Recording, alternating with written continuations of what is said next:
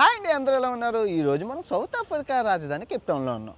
ఇప్పుడు సౌత్ ఆఫ్రికాకి ముచ్చటగా 3 రాజధానులు ఉన్నాయి. సో జగన్ గారి కల కూడా అదే. సో దీన్ని రెఫరెన్స్గా తీసుకొని ఆంధ్రప్రదేశ్కి కూడా 3 రాజధానులు పెట్టాలని అనుకున్నారు. సో దాని గురించి మాట్లాడుతూ పూర్తి వీడియో చూడండి, చాలా బాగుంటుంది. నాన్ వేసిన ఛానల్లో ఫుల్ వీడియో పెట్టిన అది కూడా చూడండి. సౌత్ ఆఫ్రికా యొక్క 3 రాజధానులు చూసుకుంటే Cape town, Pretoria, blue fountain.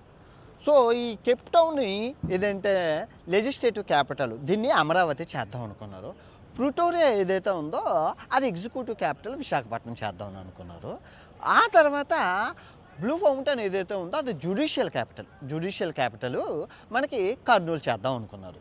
మీరు చూసుకుంటే జగన్ గారు 3 రాజధానులు ఎందుకు కట్టాలి అని అనుకున్నారంటే, అప్పుడున్న పరిస్థితుల ప్రకారం అమరావతి నిర్మించడానికి రాజధానిగా 2 లక్షల కోట్లు అవుతుంది, ఏదో వడ్డీలతో సహా.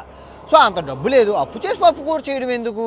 అదే ఉన్న రాజధానిలో మనం అభివృద్ధి చేసుకుంటే సరిపోద్ది. ఆల్రెడీ ఆ లెక్కలో చూసుకుంటే విశాఖపట్నం సగం అభివృద్ధి చెందింది. ఇన్ఫ్రాస్ట్రక్చర్ కానీ రోడ్లు కానీ అన్నీ బాగుంటాయి, మంచి టూరిస్టం ప్లేసు. సో దాన్ని అభివృద్ధి చేద్దాం, కొంత డబ్బు ఖర్చు పెడితే చవకగా అయిపోతుందని చెప్పి ఈ సౌత్ ఆఫ్రికాని రెఫరెన్స్గా తీసుకొని మన ఆంధ్రప్రదేశ్కి అయితే 3 రాజధానులు పూనుకున్నాడు జగన్ గారు. ఈ 3 రాజధానుల వల్ల నష్టాలు చూసుకుంటే, 3 రాజధానుల్లో ఈ మంత్రులకి ఇల్లులు ఉండాలి, గెస్ట్ హౌస్లు ఉండాలి, స్టాఫ్ ఉండాలి, తర్వాత ట్రాన్స్పోర్టేషన్ ఉండాలి. సో అవ్వతీసిన గంధం తాతబొట్టకి సరే అన్నట్లు వచ్చిన ఆదాయం వచ్చినట్లే పోతుంది.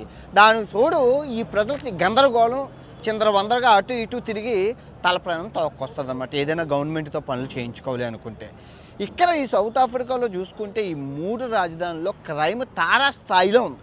తారాస్థాయి అంటే ఈ ప్రిటోరియా, బ్లూ మౌంటైన్లో అయితే ప్రాణాలే పోతాయి, పొద్దున్న తిరిగినా రాత్రి తిరిగినా. ఈ కేప్ టౌన్ కొంచెం పర్వాలేదు, ఎందుకంటే తెల్లవాళ్ళు ఎక్కువ మంది ఉంటారు, లా అండ్ ఆర్డర్ కొంచెం పర్వాలేదు. కానీ ఇక్కడ కూడా రాత్రిపూట తిరిగితే మాయం.